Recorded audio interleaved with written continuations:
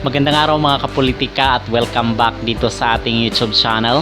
Sa videong ito ay ating pag-uusapan itong pagkapanalo at pagkawagi ng Akari Chargers kontra dito sa Signal HD Spikers sa ginawang sagupaan kanina dito sa nagaganap na PVL Open Conference. Kasi in the past few days ay ating napag-usapan itong Team Alas at yung kanilang pagkapanalo, but this time around is balik tayo dito sa nagaganap na PVL Open Conference at itong posibilidad na baka itong Akari Chargers at Creamline Coal Smashers ang magbabakbakan sa finals.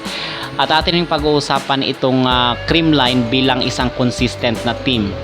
Bago ang lahat ay huwag kalimutang mag-like at mag-subscribe muna kayo dito sa ating YouTube channel para updated kayo sa ating mga latest issue. So mga kapolitika, hindi po na-meet ng Signal HD Spikers yung spekulasyon at mga expectations ng tao na sila yung mananalo this sagupaan versus dito sa Akari Chargers, kasi kanina po ay natalo po yung Signal HD Spikers kontra dito sa Akari Chargers in 4 sets. So officially ito yung naging score nila kanina mga kapolitika: 15-25, 25-17, 25-19 at 25-22. Nanalo po yung Akari Chargers. Actually doon lang sa first set talaga natambakan itong Akari Chargers kasi nga nag-a-adjust pa sila. Ano ba yung maging technique nila at ano pa yung maging taktika ng game para makuha nila yung tamang timpla ng kanilang kupunan. But happy to say na ano naman nila, na-execute nila ng maayos, especially dito sa depensa. So yung mga naging highlight dito sa sa Akari Chargers ay itong si Ivy Lacsina, itong kanilang kasama din na si Sultones, at the same time itong kanilang import na si Oli Ocaro.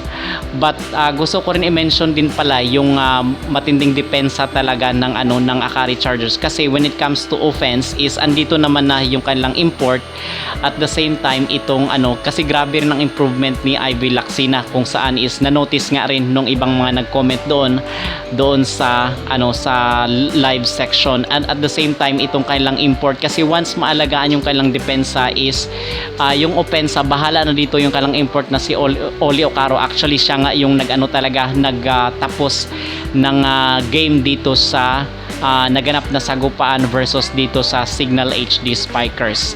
Okay, kasi doon sa fourth set ay tinangkang habulin ng Signal itong Akari Chargers habang wala pa nagpapahinga yung kanilang import na si Oli Ocaro.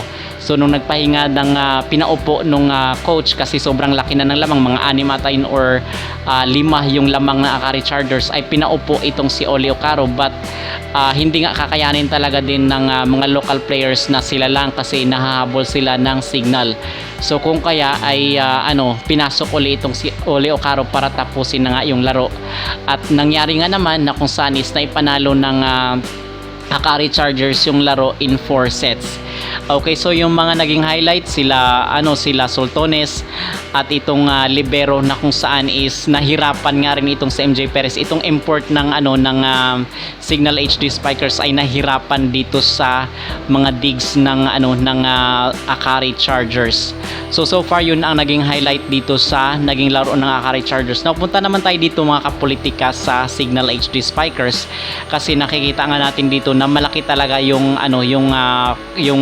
kawalan sa presensya ni Jovelyn Gonzaga. But actually wala rin naman dito si Nisperos dito sa Akari Chargers. So actually match lang yun, kasi ito talaga yung game na inaabangan ng lahat, kasi itong Akari Chargers at Signal ay parehong walang talo po yan. So ito yung match talaga na inaabangan, kung sino ba sa kanilang dalawa yung mananatili dito sa number 1 spot, which is itong Akari Chargers na natalo nila yung Signal. Now on the other hand mga kapolitika, meron kasi tayo mga nabasang mga comment at sinasabi dito na kasi itong Signal at Akari Chargers is nasa pool B. Okay, so nasa pool B yan, diba sila? So sa pool A is hindi pa nila natatalo rin doon yung pinaka the best na team, which is itong Creamline Coal Smasher, kasi as we speak is nasa top 1 na po itong Creamline Coal Smasher. So ang sinasabi ng iba, baka daw, or ito yung possibility base doon sa mga comment section, ang sinasabi ng mga tao na bino-voice out natin dito sa ating YouTube channel ay baka itong Creamline, Cold Smasher at Akari Chargers ang magsasagupan at magbabakbakan dito sa final sa Open Conference. Okay, so ano ang ating masasabi dito mga kapolitika? May posibilidad kaya? Kasi dito naman is hindi na tayo nagbibigay ng mga prediction. Pinag-uusapan lang natin paano kung ito yung mangyayari. Okay, so kasi andyan pa naman ang mga Cherry Tigo, andyan pa yung Signal at andyan yung Capital One na malalakasin yung mga import nila.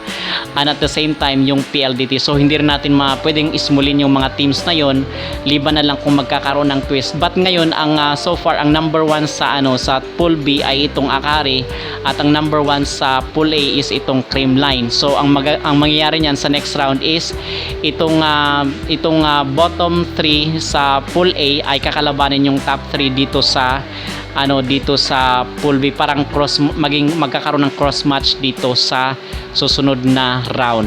So ano ang ating masabi dito sa sinasabi ng mga tao na baka magkakaroon ng match itong Akari Chargers at Creamline Cold Smasher? Kasi alam naman natin na itong Creamline ay consistent yan. Okay, sa bakit natin nasasabi na consistent itong Creamline? Kasi even though wala dito yung kanilang mga key players at mga star player, ay kaya pa rin nilang magkuha ng mga players na kung saan is pwedeng bumuhat ng kanilang team. Actually flexible nga rin itong kanilang ibang mga players na kung saan ay kahit sino yung pwedeng bunutin mo from the bench ay talagang nagko-convert ng points.